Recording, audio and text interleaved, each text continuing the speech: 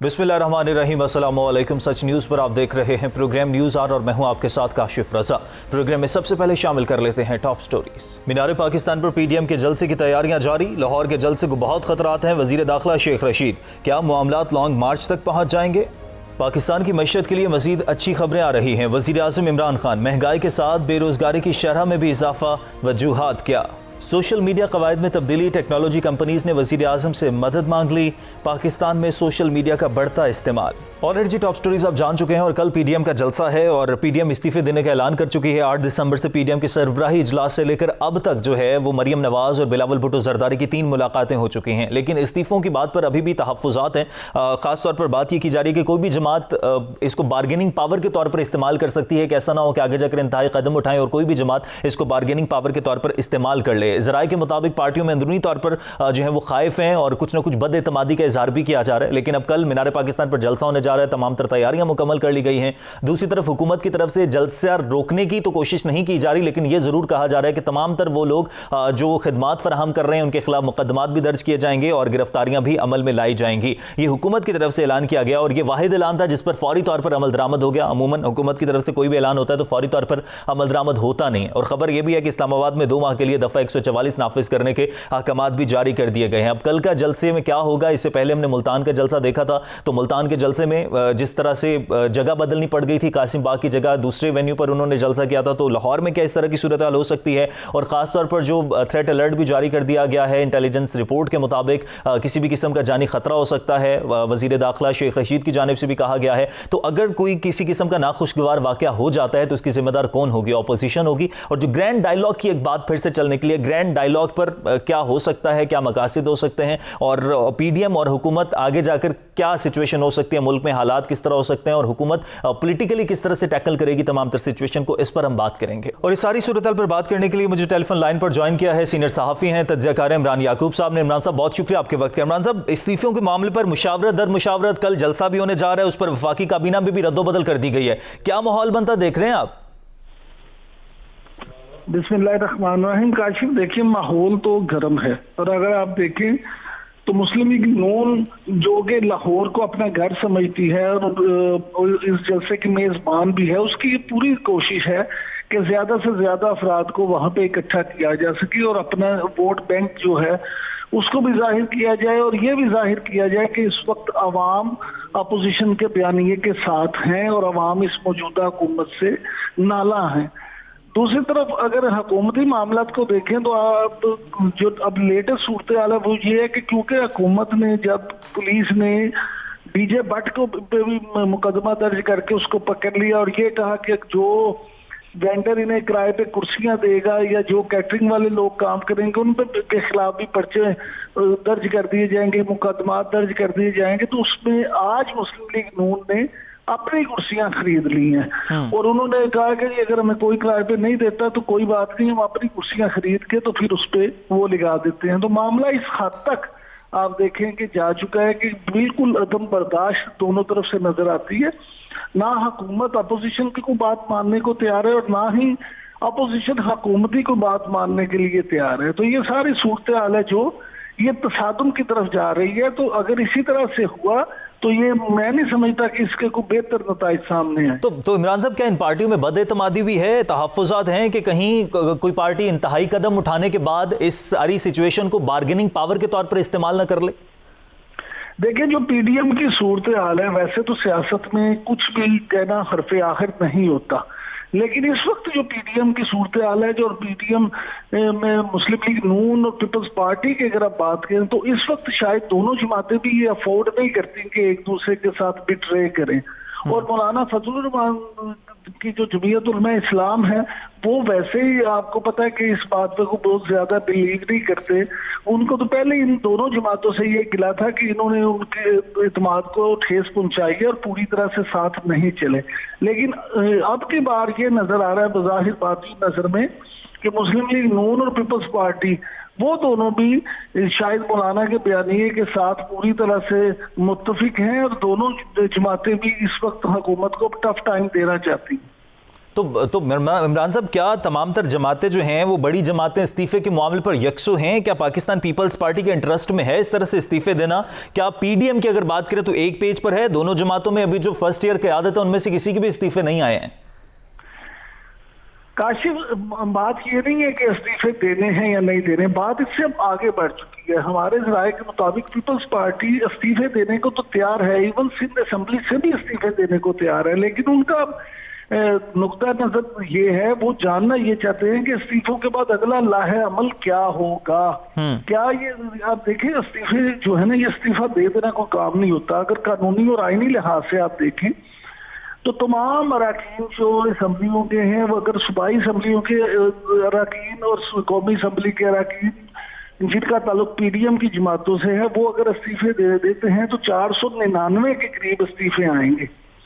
अब आप ये देखें कि एक हल्के में इलेक्शन करवाने पे 6 से 7 करोड़ रुपए हुकूमत का खर्च होता है। इसका मतलब ये है कि ये अरबों रुपए चाहिए ज़िमनी इलेक्शन के लिए भी। तो इकोनॉमी की जो सूरत हाल है, क्या हम फौरी तौर पे इतने पैसे खर्च कर सकते हैं? दूसरी बात ये कि सीईओ आप ये देखें, अभी जो कोरोना की सूरत हाल है उसमें अगर आप देख लें तो वैसे ही इलेक्शन कमीशन को ये ममानत की जा चुकी है कि उन्होंने 31 जनवरी से पहले कोई भी ज़िमनी इलेक्शन नहीं करवाना। अब 6 हफ्ते वैसे भी आपको पता है कि इसके लिए होते हैं, ज़िमनी इलेक्शन के लिए। अब यहाँ पे सूरत हाल ये है कि अगर ये इस्तीफे दे देंगे तो फिर स्पीकर और चेयरमैन सेनेट, उनका ये फर्ज बनता है कि वो एक एक मेंबर को खुद बुलाएंगे, फिर वो देखेंगे कि जनाब कहीं ये किसी दबाव में तो इस्तीफा नहीं लिया गया, क्या उस रुकने असेंबली ने अपनी मर्जी से ये इस्तीफा दिया है, अपनी रजामंदी से ये इस्तीफा दिया है। खास तौर पे यहाँ तक है कानून के मुताबिक कि वो इस्तीफा भी उसकी अपनी हैंड राइटिंग में लिखा होना चाहिए। ये नहीं होता कि जी आप एक ही फॉर्मेट पे टाइप करके निकाल दें और उस पे सब साइन कर दें या इज्तिमाई इस्तीफा दे दें। तो ये सारी चीजें जो है, इस्तीफों का कह देना बड़ा आसान है, लेकिन ये एक लेंथी प्रोसेस है। और उसके बाद भी अगर इस्तीफे हो भी जाते हैं तो फिर आगे क्या होगा, ये सारी चीजें हैं जो सोचने वाली और देखने वाली हैं। तो इमरान साहब, ऑपोजिशन कंफ्यूज क्यों है? ग्रैंड डायलॉग की तजवीज़ काबिल अमल है और हुकूमत की जानिब से ग्रैंड डायलॉग के मकासद क्या हो सकते हैं? देखिए, हुकूमत में जो ये ग्रैंड डायलॉग का मामला है वो बड़ी देर, वो कहते हैं ना, बड़ी देर कर दी मेहरबान आते आते। प्रॉब्लम ये है कि जिस वक्त हुकूमत को ये करना चाहिए था, उस वक्त तो हुकूमती अरकान भी हवा के घोड़े पे सवार थे और वो अपोजिशन को सीरियस नहीं ले रहे थे। इनका ख्याल था कि ऐसे ही शायद काम चल जाएगा। लेकिन अब ये जो पीडीएम की तहरीक बनी है तो हुकूमत भी इसका दबाव महसूस कर रही है, और इसका बुनियादी सबूत जो है वो ये है कि ये आपने देखा जो कल काबीना में चेंजेस की गई हैं। अगर हुकूमती कोई दबाव ना होता, हुकूमत दबाव में ना होती, तो फिर इस तरह से फौरी तौर पे काबीना में खास तौर पे वजारत दाखिला, जो वजीर दाखिला ब्रिगेडियर एजाज को तब्दील करके शेख रशीद साहब को वजीर दाखिला का मनसब दिया गया है, तो ये बड़ा सिग्निफिकेंट है। उसमें बहुत सारी चीजें खुद बयान हो रही हैं। अच्छा, इस सारी सूरत हाल में फिर इमरान साहब, हुकूमत पीडीएम से कैसे निपटेगी? खासतौर पर जलसे के बाद, इस मूवमेंट के बाद हुकूमत इसको पॉलिटिकली किस तरह से टैकल करेगी? देखिए, पॉलिटिकली टैकल करना जो है, दुनिया में तमाम जंगों का फैसला भी बिलाखिर मुज़ाकरात की टेबल पे ही होता है। इसलिए ये हुकूमत को ये चाहिए कि हटदर्दी छोड़ दे, इमरान खान साहब खुद इनिशिएटिव लें, अपोजिशन से खुद। मुझे आप ये बताएं कि अगर इमरान खान साहब आसिफ अली जरदारी को या शहबाज शरीफ को या मौलाना फजलुर रहमान को अगर खुद फोन कर लेंगे तो क्या क़यामत आ जाएगी? क्या उनकी इज्जत में क्या कमी आ जाएगी? तो उनको से फोन करके राब्ता करके उनको बुलाएं, उनको दावत दें। अवाम पे फिर कहेंगे देखें जी, इमरान खान साहब ने, वज़ीर आज़म ने तो पूरा काम किया है, लेकिन ये अपोजिशन वाले गलत है जो बात नहीं मानते। लेकिन अगर आप सिर्फ इसी तरह से बातों से काम चलाना चाहेंगे तो मेरा ख्याल में चीजें मुश्किल से मुश्किल तर होती चली जाएंगी। तो क्या मामला फिर लॉन्ग मार्च तक जाएंगे और क्या पीडीएम मीनार पाकिस्तान पर जलसा कर पाएगी? जिस तरह से हुकूमत रोक तो नहीं रही, लेकिन जो तमाम तर खिदमात फराहम की जा रही हैं, वो गिरफ्तारियां और ये मुकदमा दर्ज हो रहे हैं। मुल्तान की मिसाल आपके सामने। क्या मामला लॉन्ग मार्च तक पहुंचेंगे? कल जलसा हो पाएगा?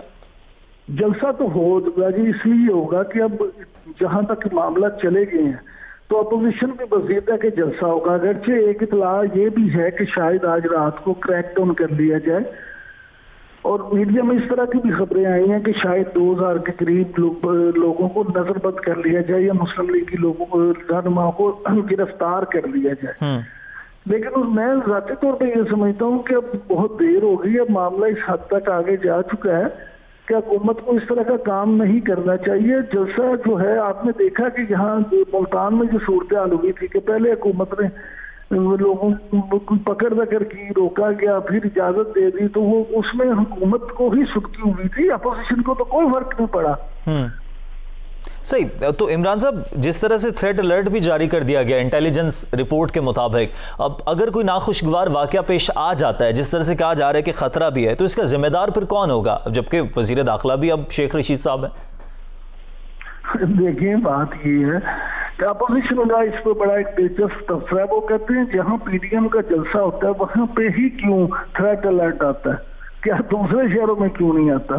थ्रेट अलर्ट देखिए आता है, बिल्कुल हुकूमत का यही फर्ज था कि उन्होंने आगाह कर दिया। अब अपोजिशन को भी होशमंदी से काम लेना चाहिए, होश के नाखून लेने चाहिए और देखना चाहिए, और वहां पे सिक्योरिटी के इस तरह के इतने अच्छे इंतजाम जरूर करने चाहिए जिससे किसी भी नाखुशगवार वाकया से बचा जा सके। तो शेख रशीद को वजारत दाखिला के वैसे कलमदान देने के मकासद क्या थे इमरान साहब?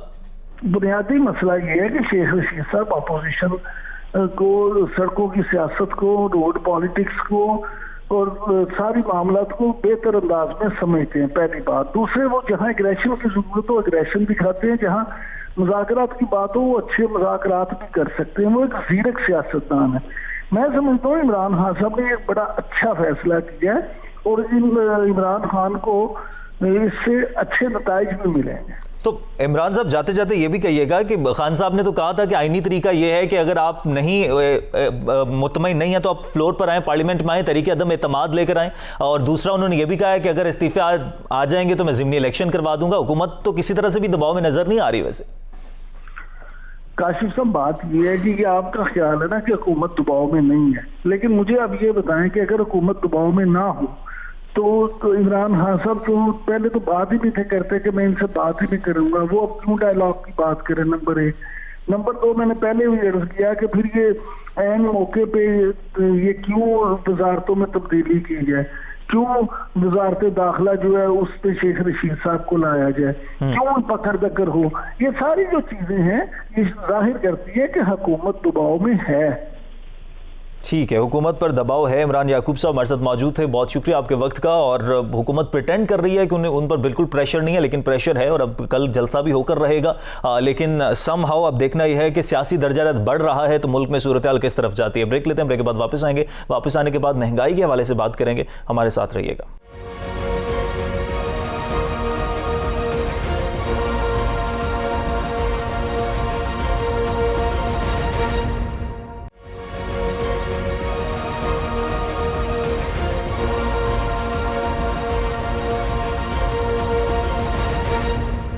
Alright ji, welcome back. Break के बाद वापस आने का शुक्रिया। और ज़रा महंगाई के हवाले से आज हम बात करेंगे, क्योंकि महंगाई के हवाले से, मईशत के हवाले से हम अमूमन अपने प्रोग्राम्स में बात करते हैं, लेकिन एक आम आदमी की समझ के लिए महंगाई पर बात करना ज़रूरी है कि महंगाई क्यों बढ़ रही है, इसके पीछे वजूहात क्या हैं। हुकूमत की तरफ से खासतौर पर खान साहब ने भी ये बात की कि अब जो है पाकिस्तान की मईशत के लिए मज़ीद अच्छी खबरें आ रही हैं, लेकिन अगर आपके तरसीलात ज़र बढ़ रहे हैं, अगर आपका इंपोर्ट बिल कम हो रहा है, आपकी एक्सपोर्ट में इजाफा हो रहा है, आपकी मॉनिटरी पॉलिसी अगर आप लेकर आ रहे हैं, आपकी ट्रेड डेफिसिट में अगर कमी आ रही है, तो उससे आम आदमी को कितना फ़र्क पड़ सकता है, इस पर बात करना बहुत ज्यादा जरूरी है। क्योंकि एक आम आदमी अपने रिलीफ से वो कंसर्न्ड है कि उसको महंगाई में कब कमी आएगी, कब उसके लिए अशिया जरूरिया की कीमतें कम होंगी। लेकिन अशिया जरूरिया की कीमतें कम होती हैं, लेकिन वो तमाम चीजें कम हो जाती हैं जिससे आम आदमी का ताल्लुक नहीं है। एक आम आदमी को दाल रोटी से उसका ताल्लुक है, लेकिन उसकी कीमतें बढ़ती ही जा रही हैं। इस पर हम बात करेंगे। दूसरी तरफ एशियाई तरक्याती बैंक ने पाकिस्तान में 5 साला प्रोग्राम के दौरान हुकूमत के नाकाफी ताउन पर तशवीश का इजहार किया है और इससे मतलूबा नताइज हासिल ना होने की वजह करार दिया है। इस पर भी हम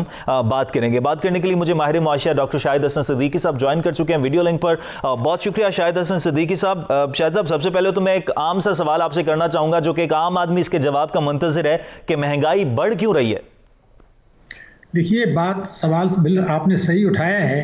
बुनियादी तौर पर अगर मैं ये कहूँ कि पाकिस्तान में जो महंगाई बढ़ी है मौजूदा हुकूमत के दौर में, उसकी अगर एक बुनियादी वजह देख लें तो ये है कि इस हुकूमत ने जो पाकिस्तान के ताकतवर तबके हैं, मालदार तबके हैं, जिनको अशराफिया कहा जाता है, बेशतर पॉलिसियाँ उनके मफाद में या उनके नाजायज़ मफादात के लिए, तहफ़्फ़ुज़ के लिए बनाई और इसका बोझ मईशत और आवाम पे डाल दिया बुनियादी तौर पर। अब आप देखिए टैक्सों का, अगर आप हर किस्म की आमदनी पर टैक्स नहीं लगाते, जिनकी आमदनी ज़्यादा है वो टैक्स नहीं देते, तो फिर आप जनरल सेल्स टैक्स बढ़ा देते हैं, आप बिजली के नर्ख बढ़ा देते हैं, आप गैस के नर्ख बढ़ा देते हैं, आप पेट्रोल के नर्ख बढ़ा देते हैं। वो तमाम चीज़ें आवाम के ऊपर असरअंदाज होती हैं। दूसरी है कि जब आपकी बरामदात गिरती हैं और आपकी पॉलिसियाँ सही नहीं होती तो आप रुपए की कदर गिरा देते हैं। अब इस हुकूमत के दौर में रुपए की कदर जिस तेज़ी से गिरी है, मैं आपसे अर्ज़ कर दूं कि जब इमरान खान साहब ने हलफ उठाया तो 124 रुपये 20 पैसे का $1 था, अभी 160 रुपये का हो गया, बीच में 168 रुपये का भी हो गया था। हम तो बुनियादी तौर पर एक इम्पोर्टिंग कंट्री हैं, तेल भी इंपोर्ट करते हैं, खाने पीने की अशिया भी करते हैं, रॉ मटेरियल भी करते हैं। तो तमाम जब महंगी चीज़ें हो जाएंगी रुपए की कदर गिराने से, फिर स्टेट बैंक ने शरह सूद बढ़ाया जो हमारी समझ से बालातर था। तो अगर मैं आपसे ये कहूं कि जिस तेज़ रफ्तारी से सूद की शरह बढ़ाई गई और जिस तेज़ रफ्तारी से हमने रुपए की कदर गिराई, उससे मईशत को 6,000 अरब रुपया का झटका लगा। जाहिर है उसको आवाम पे गया। फिर आपने देखिए पेट्रोल बिजली के नर्ख मुस्तकिल हम बढ़ा रहे हैं। अब प्राइम मिनिस्टर साहब ने ये तस्लीम कर लिया कि हमने IMF के पास जाने में ताख़ीर की थी, उसका नुकसान हुआ, वो भी आवाम को चला गया। फिर प्राइम मिनिस्टर साहब ने ये कहा कि अब हमने तवानाई के शोबे में इस्लाहात करनी शुरू की हैं जो हमने देर कर दी। तो देर कर दी तो उसका नुकसान तो आवाम को गया। फिर उन्होंने फरमाया कि जी पब्लिक सेक्टर एंटरप्राइजेज, जिसका उन्होंने ये वायदा किया था कि PI है, स्टील मिल है और रेलवेज़ हैं, इनको हम हंगामी बुनियाद पर करेंगे। अब 28 महीने हो गए, अभी तक तो कुछ भी नहीं हुआ, उनके लॉसेस बढ़ रहे हैं। सर्कुलर डेट हमारा 2200 अरब का था, अब वो 2300 अरब पे पहुंच गया। इसी तरह से 2200 अरब के ये जो हैं आपके पब्लिक सेक्टर के लॉसेस हैं। बजट खसारा आपका बढ़ रहा है क्योंकि टैक्सों की वसूली नहीं आ रही, तो आप मुल्की कर्जे महंगे लेते हैं। तो बुनियादी तौर पर ताकतवर तबकों को नवाजने के लिए IMF की ऐसी शराइत जो मंजूर नहीं करनी चाहिए थी वो की, और लोगों को एमनेस्टी देना, ताकतवर तबकों को, और जो उससे फ़ायदा नहीं उठाएं उनको खुली छुट्टी दे देना। तो मैं अगर ये कह दूँ कि जो कानून बना था 2019 में कि जो लोग इस एमनेस्टी से फ़ायदा नहीं उठाएंगे उनके असासे ज़ब्त कर लिए जाएंगे, तो अगर मैं आपसे कहूँ, मैंने हुकूमत से भी कहा था कि आप असासे ज़ब्त मत करें, उनकी तफसीलात जो मुल्क के अंदर चोरी के असासे मौजूद हैं, प्रॉपर्टी हैं, बैंकों में पड़े हैं, अगर आप कानून के मुताबिक टैक्स ले लें तो 900 अरब रुपया हमें चंद महीने में मिल जाता। वो 900 अरब रुपया आप गरीब को देते, तालीम और सेहत में देते, बिजली के नर्ख कम करते। तो ये जब तक पॉलिसी बनती है कि ताकतवर तबकों को नवाजना है, अशराफिया को नवाजना है, अवाम को बोझ डालना है, जब तक इसमें तब्दीली नहीं आती। इसी तरह से आप देखें कि प्राइम मिनिस्टर साहब ने ये कहा था, एक 10 नुकाती हिकमत अमली पहले दी थी इंतखाबात से पहले, उसमें जो वायदे किए थे उससे इनहराफ किया गया। इससे इनहराफ का नतीजा ये हुआ कि मईशत की शरह नमो सुस्त हो गई, महंगाई बढ़ गई, कर्जों का बोझ बहुत तेज़ी से बढ़ा, आपकी बरामदात मुस्तकिल गिर रही हैं, अभी भी आपकी 2018 से नीचे हैं। टैक्स GDP का तनासुब आपका 2018 से नीचे है। शरह नमू की विरसे में जगह आपको पता है मिली थी 5.5%, पिछले साल वो 1.9 रही। तो इससे तो गुर्बत भी बढ़ेगी, बेरोजगारी भी बढ़ेगी और महंगाई भी बढ़ेगी। फिर बैरूनी सरमायाकारी आप देखें 2018 में पिछली हुकूमत के दौर में $5 अरब की बैरूनी सरमायाकारी आई एक साल में। इस हुकूमत के 2 साल में जो सरमायाकारी आई है वो $2 अरब आई है। तो आप देखिए किस तेज़ी से गिर गई। और महंगाई की जो स्टेट बैंक के आदाद शुमार हैं, क्योंकि आपने महंगाई की तरफ पे जोर दिया है, क्यों दिया है? इसलिए कि महंगाई जो है आवाम के ऊपर एक जालिमाना टैक्स है। महंगाई से गरीब आदमी, मुतवस्सित तबके के आदमी बुरी तरह मुतासर होते हैं। यानी 12 से 15 करोड़ आदमी हिट हो जाते हैं जब महंगाई ऊंची बढ़ती है। तो 2016, एक जुमला में कंप्लीट कर लूँ, 2016, 2017 और 2018 ये पिछली हुकूमत के 3 साल में औसत जो थी महंगाई थी वो 4.1% थी। अब हमारा जनवरी 2020 में ये 14.6 हो गई और खाने पीने की अशिया में 23.8% देही इलाकों में। ज़ख़ीरअंदोज़ी भी हुई, मुनाफाखोरी भी हुई, मईशत को भी दस्तावेजी नहीं बनाया, तो अवाम कुछ ले गए। तो ये संजीदगी से लेने की ज़रूरत है इसको। तो ये जो शायद साहब एक मैकेनिज्म है, गवर्नमेंट कहती रही कि अगर इंटरेस्ट रेट बढ़ाएंगे तो महंगाई कंट्रोल हो जाएगी, तो सबको लगा कि इंटरेस्ट रेट बढ़ेगा तो महंगाई कंट्रोल हो जाएगी, लेकिन उसके बाद महंगाई तो कंट्रोल नहीं हुई, उसके बाद इंटरेस्ट रेट अब तो कम है, उसके बावजूद महंगाई कंट्रोल नहीं हो रही। तो ये क्या मैकेनिज्म है जो हुकूमत जवाब पेश करती है? देखिए, बड़ी अहम बात आपने की है, बहुत अच्छा सवाल है। देखिए, खाली शरह सूद से कुछ नहीं होता, आप उसके साथ कुछ इस्लाहात करनी होती हैं। मॉनेटरी पॉलिसी में जब आप शरह सूद को बढ़ाते हैं तो कुछ ऐसे इक़दाम करने पड़ते हैं जिससे कि आवाम के ऊपर बोझ ना जाए। मतलब बैंकों का स्प्रेड कम करना चाहिए था, तो आपने जो है महंगाई कम करने के लिए शरह सूद को बढ़ाया, लेकिन बिजली और पेट्रोल के नर्ख आपने बढ़ा दिए। तो ये बिल्कुल आपकी सही बात है कि हमारा जो एक इक़दाम से नहीं हुआ करता, आप स्ट्रक्चरल इस्लाहात कहते हैं, बुनियादी नौइयत की इस्लाहात। तो ये बड़ी ज़्यादती की स्टेट बैंक ऑफ पाकिस्तान ने, बड़ी ज़्यादती की हुकूमत पाकिस्तान ने कि आपने इंटरेस्ट रेट जब बढ़ाया तो उसके साथ जो दूसरी इस्लाहात थी वो करनी चाहिए थी। अगर वो आप नहीं करते तो गैर मौसर हो जाती है। फिर आप देखिए कि जब इन्होंने जो है कोविड-19 का मसला आया तो तेज रफ्तारी से रुपये जो है उन्होंने शरह सूद गिराई ताकि मईशत को कंट्रोल करें। अच्छी बात थी, लेकिन अगर मैं आपसे ये कहूँ कि ये जो गिराई उन्होंने 13.25 से ये 7% पर ले आए शरह सूद, ताकि नुकसानात से बचा जा सके। तो क्या हमें पता है कि स्टेट बैंक ऑफ पाकिस्तान ने, मैं कानून कोट कर रहा हूँ, बैंकिंग कंपनी ऑर्डिनेंस 26A4 और 40A के तहत जो खातेदार थे उनको नफा नुकसान की शिरकत में मुनाफा देना था। स्टेट बैंक ने बैंकों को हिदायत जारी की कि अगर एक आदमी ने 1 लाख रुपया बैंक में रखा हुआ था जो है अगस्त में, तो उसको 11,000 मिल रहे थे साल में, अब उसको 5,500 मिल रहे हैं। तो इसका मतलब ये कि आपने 600 अरब रुपया डिपॉजिटर से वापस ले लिया, उनको कम दिया। तो खाली शरह सूद कम बढ़ाने से नहीं होता है, उसके साथ स्ट्रक्चरल इस्लाहात होनी चाहिए। स्ट्रक्चरल इस्लाहात से जो ताकतवर तबके हैं वो मुतासिर होते हैं, तो हुकूमत उनसे परहेज करती है और आवाम के ऊपर बोझ डाल देती है। ये वो बड़ा मसला है। तो कि आप शायद साहब इसके साथ एक और चीज ऐड कर दूंगा, जो एशियाई तरक्याती बैंक ने जो रिपोर्ट जारी की है उनके जायजे के मुताबिक उन्होंने कहा कि पाकिस्तान में जो सियासी माहौल है उसकी वजह से इस्लाहात का अमल जो है ना वो मुकम्मल नहीं हो पा रहा। लेकिन इसके साथ मैं शायद साहब आपसे एक और चीज भी जानना चाहूंगा कि महंगाई के साथ साथ सबसे ज्यादा जो एक और मसला है वो है कि बेरोजगारी की शरह में भी इजाफा हो रहा है। इसको जो बेरोजगारी की शरह बढ़ रही है इसको किस तरह से रोका जा सकता है? अभी जो हुकूमती पॉलिसीज चल रही हैं क्या उनके तहत रोका जा सकेगा या पॉलिसीज में कुछ तब्दीली लाने की जरूरत है? अगर है तो कौन सी पॉलिसीज होनी चाहिए? देखिए, ये जो आपने बेरोजगारी का मसला उठाया है ये सबसे बड़ा मसला है। इस वक्त करोड़ों लोगों को जॉब खत्म हुआ है। ये जॉब जो लोगों के खत्म हुए हैं ये निजी शोबा नहीं दे सकता, हुकूमत नहीं दे सकती, ये बिल्कुल वाज़ेह है। अब मैं आपको इसका एक नुस्खा बताता हूँ। वो नुस्खा ये है कि आप 6 महीने में देखेंगे कि बेरोजगारी पर काबू पा लिया जाएगा। उसका नुस्खा वो है जो इस्लाम ने हमें सिखाया है।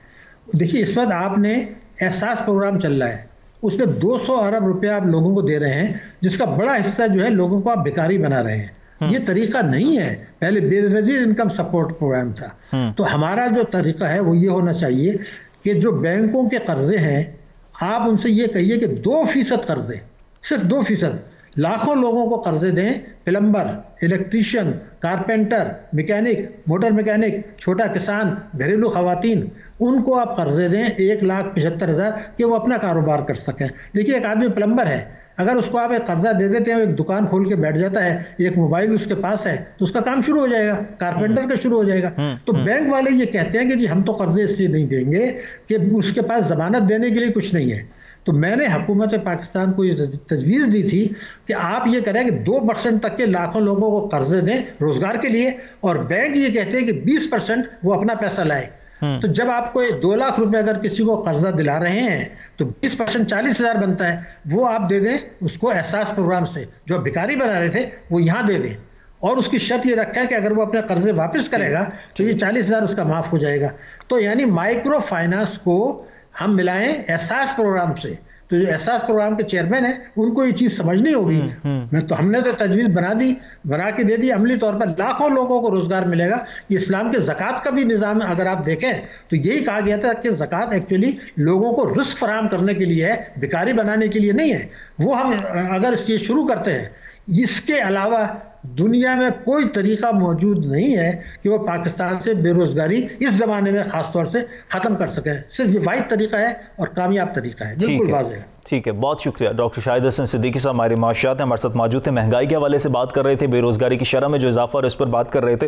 गवर्नमेंट जो कहती रही है कि इंटरेस्ट रेट अगर बढ़ाएंगे तो महंगाई कंट्रोल हो जाएगी, अब इंटरेस्ट रेट कम है, उसके बावजूद महंगाई कंट्रोल नहीं हो रही। तो आपको सिर्फ इंटरेस्ट रेट कम या ज़्यादा करने की ज़रूरत नहीं है, बल्कि उसके साथ आपको तमाम तरह इस्लाहात लाने की भी ज़रूरत है। एशिया डेवलपमेंट बैंक की जानिब से भी रिपोर्ट जारी की गई है। यहाँ पर ब्रेक लेते हैं, ब्रेक के बाद वापस आएंगे और वापस आने के बाद कुछ बात करेंगे सोशल मीडिया का जो रुझान बढ़ता जा रहा है उस पर। एक ब्रेक के बाद देखते रहिए न्यूज़ आर।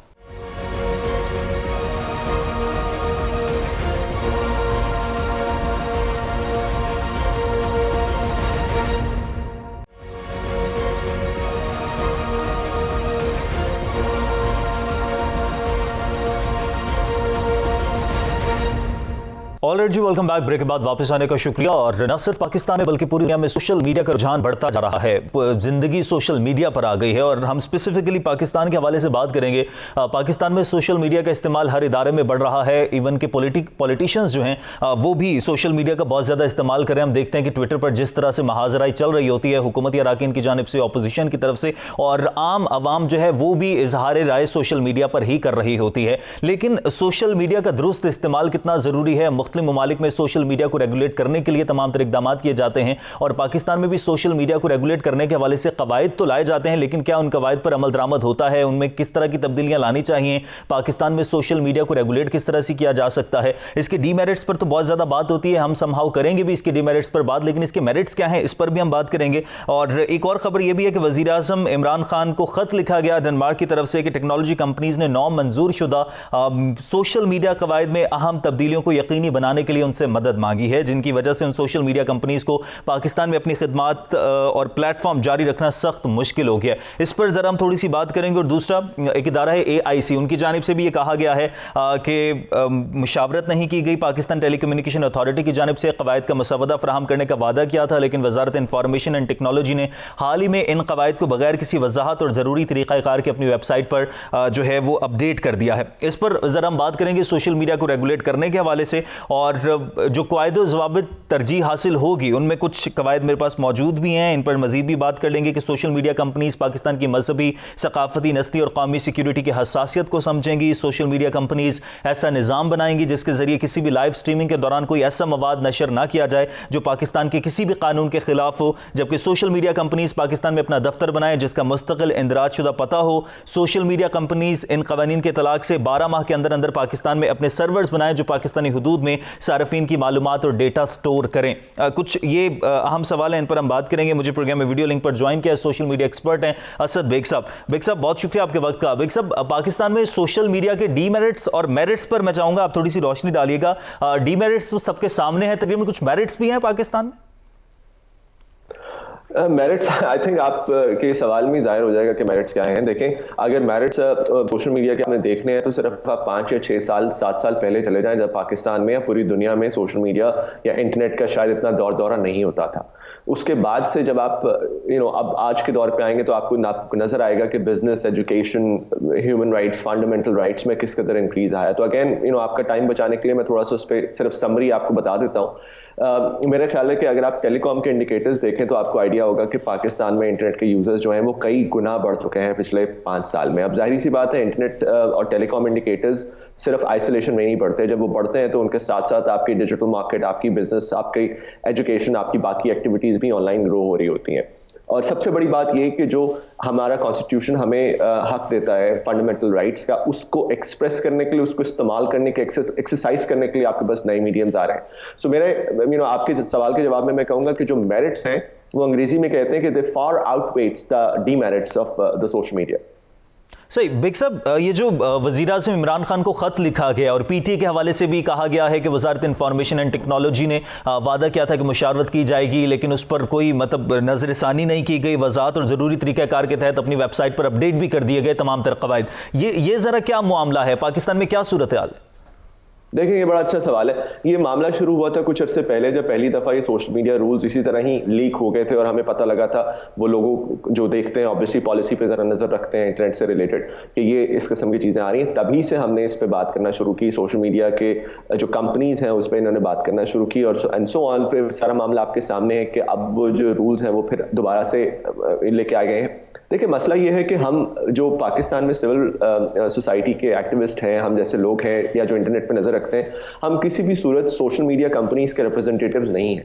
मतलब जितनी गवर्नमेंट या मीडिया सोशल मीडिया पे क्रिटिसाइज करता है, सोशल मीडिया कंपनी पे क्रिटिसाइज करता है, उससे कहीं ज्यादा हम लोग करते हैं अगर आप हमारी रिपोर्ट्स देखें और बाकी चीजें देखें, क्योंकि हमें पता है कि सोशल मीडिया कंपनीज जो है वो क्या डैमेज कर रही हैं और क्या उनके इशूज हैं। लेकिन ये कह देना कि आप बिल्कुल डंडे की नोक में उनको रख के ये $billion कंपनी से आप उनको वो करेंगे, तो ये पॉसिबल नहीं है। देखिए, हमने पहले भी ये कहा था कि बड़ा जरूरी है कि जब भी किसी किस्म की कोई पॉलिसी मेकिंग हो इंटरनेट से रिलेटेड, उसमें एक अंग्रेजी की टर्म यूज होती है मल्टी स्टेक होल्डरिज्म।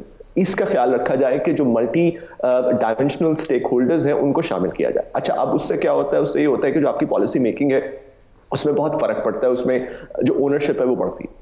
अब दूसरी बात यह है कि जो बिलियन, आप ही के प्रोग्राम में मुझे याद है, जब पहले आपके टीवी चैनल पे मुझे याद है हम ये बात कर रहे थे, मुबश्शिर लुकमान साहब भी थे उसमें, और जब पहली दफा ये रूल्स आए थे तो मैंने उस वक्त भी ये कहा था, देखें हम अपने आप को बंद गली में लेके जा रहे हैं। उसका मतलब ये है कि हम एक अपने आप को ऐसी पोजीशन में जा रहे हैं जहां पे हम हेड ऑन कोलिशन कोर्स पे होंगे विद $1 billion इंटरनेट कंपनीज। क्या हमारी डिजिटल इकोनॉमी पाकिस्तान में ये इस बात की जो है वो हो सकती है बर्दाश्त? ऑब्वियसली नहीं कर सकती यार। यहाँ पे हमें ये कोशिश करना चाहिए कि हम जिस तरह इन्फ्लुएंस, इंडिया अपना इन्फ्लुएंस बढ़ाने की कोशिश कर रहा है सोशल मीडिया कंपनीज पे, हम अपना इन्फ्लुएंस बढ़ाने की कोशिश करें, ना कि हम उनको थ्रेट करें या अपने आप को एक ऐसी जगह पे लेके जाएं जहां पे हम कोलिशन कोर्स में। अब वही एग्जैक्टली वही हुआ है पॉलिसी मेकिंग सर्कल में। आप देखें कि वो हम वहां पे ले गए अपने आप को जहां पे वो हमें खत लिख रहे हैं कि हम जो है वो पाकिस्तान में ऑपरेट नहीं कर सकेंगे with these rules and so on. So clearly हमने अपनी रेपुटेशन को इससे डैमेज किया है अनफॉर्चुनेटली। तो बिग साहब, एक और चीज भी हमने देखी है कि सोशल मीडिया पर जब भी कोई खबर आती है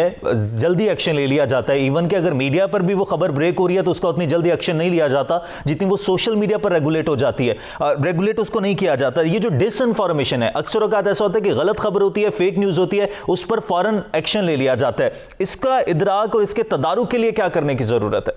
ये आपने बहुत अच्छा सवाल किया। देखें, लेकिन अब यहाँ पे हम थोड़ा डिफरेंट टैंजेंट पे जा रहे थे। तो पहले हम बात कर रहे थे सोशल मीडिया के मेरिट्स और डीमेरिट्स और रेगुलेशन की, तो अब मैं स्पेसिफिकली डिसइंफॉर्मेशन पे बात करता हूँ। उसके साथ साथ ही मैं आपको ये भी बताऊंगा, आई एम श्योर आपने एज अ जर्नलिस्ट वो पढ़ी होगी, EU डिसइंफो लैब की जो रिपोर्ट है, जहाँ पे एक बहुत ऑर्गेनाइज नेटवर्क, और बाय द वे दूसरी रिपोर्ट है, कई लोग ये समझ रहे हैं कि पहली दफा हुआ, पहली दफा नहीं हुआ। एक और भी इससे पहले एक रिपोर्ट आई थी, EU डिसइंफो लैब ने ही वो की थी, जहाँ पे दे अनकवर्ड बहुत ही ऑर्गेनाइज तरीके से डिसइंफॉर्मेशन अगेंस्ट पाकिस्तान, राइट?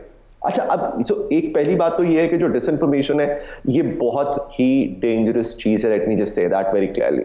2013 में मुझे याद है, आज से तकरीबन 7 साल पहले, वर्ल्ड इकोनॉमिक फोरम ने जो ग्लोबल रिस्क की कैटेगरी, ग्लोबल रिस्क वो रिस्क होते हैं जिनसे पूरी दुनिया को रिस्क होता है, मसलन क्लाइमेट चेंज या nuclearization of the world and so, उस कैटेगरी में डिसइंफॉर्मेशन, ऑनलाइन मिसइंफॉर्मेशन को वर्ल्ड इकोनॉमिक फोरम ने रखा था 2013 में। तो आप अंदाजा लगा सकते हैं कि वो क्या बात कर रहे थे। तो उसके बाद से हमने ये देखा है कि ये this is one of the most dangerous things. अब मसला ये है कि जहां पे बात आती है डिसइंफॉर्मेशन पे काम करने की, हम उस तरफ तो जाते नहीं। मसलन जो पूरी दुनिया में जाना माना तरीकाकार है डिसइंफॉर्मेशन से डील करने का, वो है मीडिया एंड इंफॉर्मेशन लिटरेसी, यानी कि आप अपने लोगों को, अपने सिटीजन्स को इस बारे में पढ़ाएं, उनको बताएं कि इंफॉर्मेशन लिटरेसी क्या होती है और इंफॉर्मेशन इंटरनेट से किस तरह इस्तेमाल की जाती है, किस तरह यूज की जाती है, सो ऑन, राइट? बहुत थोड़ा काम हुआ है पाकिस्तान में उस पर, बल्कि हमारे ही रीजन के मुल्कों ने ये मीडिया एंड इंफॉर्मेशन लिटरेसी को अपने प्राइमरी के करिकुलम में तक डाल दिया है, राइट? और हम अभी जब ये मैं टर्म पब्लिक में कभी बात करता हूं तो लोग पूछते हैं ये क्या टर्म है। तो आप ये देखें, ये वो चीजें हैं जिसमें हमें काम करने की जरूरत है, नंबर 1। नंबर 2, जब मैं बात कर रहा था कि हमें अपना इन्फ्लुएंस थोड़ा सा इंक्रीज करने की जरूरत है on social media companies and so on, right. वो बड़ा जरूरी है, लेकिन वो इस तरह नहीं होगा कि हम उनको डरा धमका के कहें कि आप पाकिस्तान में आए नहीं तो आपको बंद कर देंगे, क्योंकि वो बंद करने से हमारा नुकसान है। जितना हम आइसोलेट करेंगे हमें अपना नुकसान उठाना पड़ेगा। आप इस वक्त ये देखें कि हमारे जो कंटेंट प्रोड्यूसर्स हैं पाकिस्तान में, उनको अभी तक वो compete नहीं कर पा रहे ग्लोबली। उसकी वजह यह है कि उनके साथ इतने बड़े चैलेंजेस हैं इस वक्त ऑब्वियसली कि वो उस लेवल पे नहीं आए जहां पे आपके रीजनल जो कंटेंट प्रोड्यूसर्स बैठे हैं। उसकी वजह यही है कि अनफॉर्चुनेटली हम उनको शायद वो सपोर्ट नहीं प्रोवाइड कर पा रहे जो कि हमें करनी चाहिए। ये जो आप आखिरी में एक सेंटेंस ऐड करना चाहूंगा, जो डिसइंफॉर्मेशन की आपने बात की है, बड़ा जरूरी है कि इसको एक सिविल सोसाइटी के लेवल पे डील किया जाए। इसको हम पॉलिसी लेवल पे अनफॉर्चुनेटली डील नहीं कर सकते। उसकी भी वजूहात बहुत बड़ी है। एक वजह उसकी ये है कि गवर्नमेंट ने जहां पे भी पूरी दुनिया में हमने देखा है, इवन जर्मनी में भी जहां जहां पे कवानीन लाने की कोशिश की गई है डिसइंफॉर्मेशन से डील करने के लिए, वहां पे नुकसान हुआ है। क्योंकि ऑब्वियसली कहीं ना कहीं पे ऐसे किसी कानून का जो कि ये डिसाइड करता हो कि खबर सही है या गलत है, ऐसे किसी कानून का मीडिया को नुकसान ही होता है, उसका फायदा नहीं होता। अगर आपने किसी को गवर्नमेंट में बिठाया हुआ हो कि वो डिसाइड करे कि सच टीवी पे जो खबर चल रही है वो सच्ची है झूठी है, तो फिर अल्टीमेटली आपको उसका नुकसान ही होगा। तो ये जहन में रखते हुए हमने 10 दफा ये बात की है कि जो मीडिया एंड इंफॉर्मेशन लिटरेसी है वो एक बहुत अच्छा आसान तरीका है जिसके थ्रू आप अपने सिटीजन्स को अप्राइज कर सकते हैं कि इंफॉर्मेशन जो मैल इंफॉर्मेशन है, जो इंफॉर्मेशन डिसऑर्डर जिसको हम अंग्रेजी में कहते हैं, वो क्या है और उससे कैसे डील करना है। सही। बेग साहब, आखिर में ये भी बताएगा, साइबर क्राइम बहुत ज़्यादा बढ़ता जा रहा है और इस दौर का सबसे बड़ा और अहम मसला जो है वो साइबर क्राइम है। साइबर क्राइम की रेशो में भी मजीद इजाफा हो रहा है। साइबर क्राइम के रिलेटेड क्या होना चाहिए, इसको किस तरह से कंट्रोल किया जा सकता है, क्या मामला है? देखिए, सबसे पहली बात तो ये है कि जो साइबर क्राइम है पूरी दुनिया में बढ़ रहा है, सिर्फ पाकिस्तान में नहीं। उसकी वजह ये है कि जहां जहां टेक्नोलॉजी बढ़ रही है ऑब्वियसली वहां पे अब उसी तरह से क्राइम जो है वो ऑनलाइन या डिजिटल होते जा रहे हैं। पाकिस्तान में जो इदारा साइबर क्राइम से डील करता है वो FIA है, और फ्रैंकली स्पीकिंग FIA जो मेरे नज़र में अगर आप FIA की बात करें तो FIA एक अच्छा काम कर रहा है, अच्छी परफॉर्मेंस कर रही है। लेकिन मसला ये है कि हमने देखा ये गवर्नमेंट भी और पुरानी जो इससे पहले गवर्नमेंट्स थी वो भी, जो लॉ एनफोर्समेंट के इदारे हैं जिस तरह FIA है या पुलिस है, वहां पे कहीं ना कहीं उनका पॉलिटिकल इस्तेमाल शायद करने की कोशिश की जाती है। मुझे लगता है कि जब उनका पॉलिटिकल इस्तेमाल करने की कोशिश की जाती है तो उनका जो ओरिजिनल जॉब है वो इफेक्ट होता है, यानी कि लॉ एनफोर्समेंट। अगर आप ये देखें कि FIA ने पिछले कुछ अरसे में काफी सारे ऐसे केसेस डील किए हैं जो कि ऑनलाइन हरासमेंट से रिलेटेड थे या बाकी से, उन्होंने एक कैंपेन भी चलाने की कोशिश की। लेकिन मसला ये है कि FIA के पास रिसोर्सेज एक तो इतनी थोड़ी है, नंबर एक, कि वो शायद उस एफिकेसी से काम नहीं कर पा रहे। दूसरा अंदाजा मुझे लगता है कि शायद वो जो पॉलिटिकल इन्फ्लुएंस है कहीं ना कहीं वो उनके जो थोड़े बहुत रिसोर्सेज उनके पास मौजूद हैं उन पे शायद मुझे लगता है कि कहीं ना कहीं असरअंदाज होता है। तो सबसे पहले तो ये कि FIA की जो परफॉर्मेंस है उसको मजीद इंप्रूव करने की जरूरत है। अब अच्छा काम कर रहे हैं, मेरे ख्याल से उसको उस काम को मजीद बेहतर करने की जरूरत है, नंबर एक। नंबर दो, FIA के थ्रू ही लोगों के लिए एक कैंपेन, एक बहुत नेशनल कैंपेन चलाने की जरूरत है। उसमें हम भी कोशिश करते रहते हैं, लेकिन जब तक वो नेशनल कैंपेन गवर्नमेंट की तरफ से नहीं आएगी तब तक उसका फायदा नहीं होगा। वो नेशनल कैंपेन ये होगी कि लोगों को बताना कि साइबर क्राइम्स हैं क्या, किस किस्म की चीजें हैं जो कि साइबर क्राइम्स के जुमरे में आती हैं और कैसी ऐसी चीजों से बच के रहना चाहिए आपको।